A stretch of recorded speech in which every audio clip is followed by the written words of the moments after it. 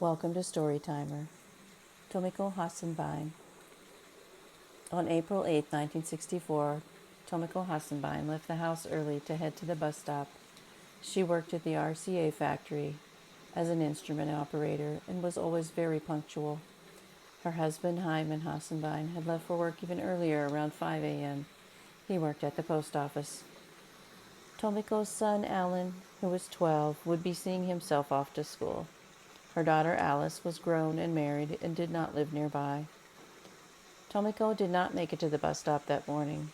The bus driver was surprised that she wasn't there. She was always on time and very serious about getting to work. Tomiko was 36. She had grown up in Japan. She met her husband there when he was serving in the armed forces. The newspapers liked to describe her as a war bride. Tomiko had not been home for a visit in 20 years. She was working and saving for the trip, though.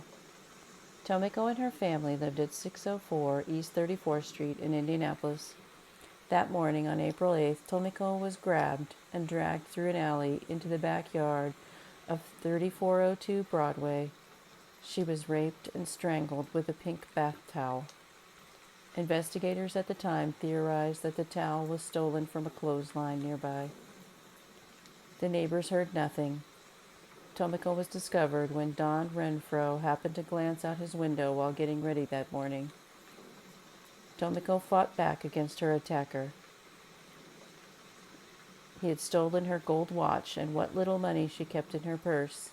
Some of the coins were rare, but only had sentimental value from her homeland.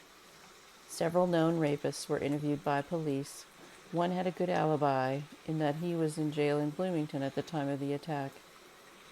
He was jailed in another rape of an IU student.